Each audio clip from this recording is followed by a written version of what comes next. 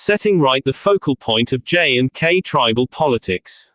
It must include economic and social empowerment, implementation of the Forest Rights Act and women's participation. The Jammu and Kashmir Delimitation Commission has recently shared its interim report with the 5 associate members, the elected members of parliament from the erstwhile state. It has caused debate across the various regions of what is now a union territory, with most parties expressing their reservations and disappointment. The interim report has proposed an increase of 6 seats in the Jammu province and 1 seat in the Kashmir province, though it does claim to treat the whole UT as one unit for seat distribution. One of the salient features of the report is the proposed reservation of 9 seats for scheduled tribes, Street.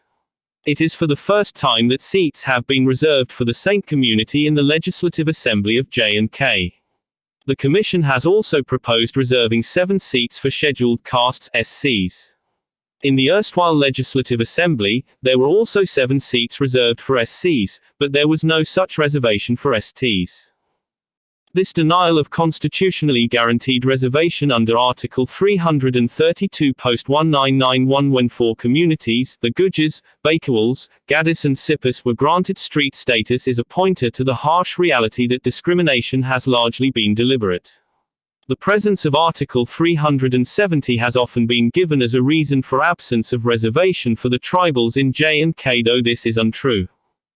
A lack of political will. Nothing in Article 370 has prevented the provision of political reservation to STs or extension of the Forest Rights Act, FRA, 2006 to J&K. Over the years, many features of the Constitution of India and many laws were extended to J&K. Further, SCs in J&K had reservation even before the dilution of Article 370, and it was provided under the J&K Constitution. All major political parties used to promise these rights before elections, but there was a lack of political will. During Ghulam Nabi Azad's tenure as Chief Minister, a proposal was made in 2007 to introduce a bill in the Assembly to ensure these political rights, but nothing materialized. This lack of political will stemmed from an unwillingness to share power with groups ethnically and culturally different from both Dogras and the Kashmiris, the 2 predominant power groups in J&K. SC reservation, on the other hand, had at least ensured that power still remained within the ethnic group as far Dogra leaders were concerned, and for Kashmir leaders, it meant that seats reserved were drawn from the Jammu division and not for the valley. The denial of political reservation and the absence of the Forest Rights Act had essentially become a bargaining tool. The valley-based parties were not in favor of political reservation and those Jammu-based were against the Forest Rights Act. If one side argued for forest and land rights, the other side would oppose it with the political reservation issue. The end result was the continued subjugation and disempowerment of STs in J&K. The dilution of Article 370 on August 5, 2019, and the subsequent Jammu and Kashmir Reorganization Act, 2019 changed political dynamics in the region. As far as tribals are concerned, it promised them political reservation under Article 332 and led to the extension of the Forest Rights Act, 2006. Essentially, it has changed the nature of tribal politics in J&K as well, which had largely centered around these 2 major objectives. Constitutional safeguards and protections are means to an end and not the end in itself. In the rest of India, political reservation both to the Lok Sabha and the legislative assemblies has been in place since the time the constitution has come into force. The Forest Rights Act has been in place for around 17 years, yet, tribals continue to be socially disempowered and economically deprived.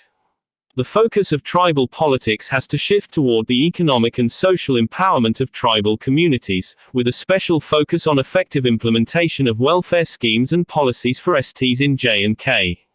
Implementation of the Forest Rights Act has to be a major issue as it has the potential to significantly empower these communities. On political relevance. The political mobilization of STs began many years ago, and the interim report has thrown up new challenges before STs than merely empowering them. It is now a reality that seats would be reserved for STs, but it hardly changes the ground reality. Even without reservation, through community mobilization, in the 2014 elections, 9 Gujar candidates won the assembly elections. But as they were from different parties, they were unable to present a united front and ensure tribal issues were not neglected. It will not change after reservation unless there is an awareness and conscious attempt by the leadership to prioritize tribal interests over party politics. The interim report has reserved 6 out of the 9 street seats within the twin districts of Rajaury and Poonch, which constitute 32.06% of the total street population 2011 census. The other reserved seats, 3, are in Anantnag, Lanu, Gandarbal, Kangan, and Bandipur Garez. The tendency to limit tribal politics to Rajaury and Poonch, which the interim report has also done, is the extension of past practice, though the reality is that more than 68% of the Saint population lives outside these districts. Political relevance is a major challenge that tribal politics in J&K faces. Community leaders, especially tribal youth, need to understand the significance of the tribal vote, which is a deciding factor in more than 18 seats in addition to the reserved ones. Marginal tribes.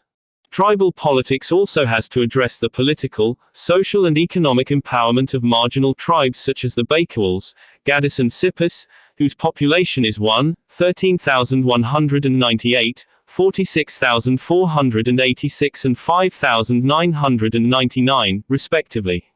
It is very unlikely that these marginal tribes would be able to adequately represent themselves, but the major tribal group, the Gujars, has to manifest their aspirations as well as share political space with them. Further, no development of any community is possible without the empowerment of women. Women have to play a major role in tribal politics, and their participation and leadership has to be made feasible and suitably promoted. They have proven their leadership in the District Development Council (DDC) elections, and it needs to be strengthened further.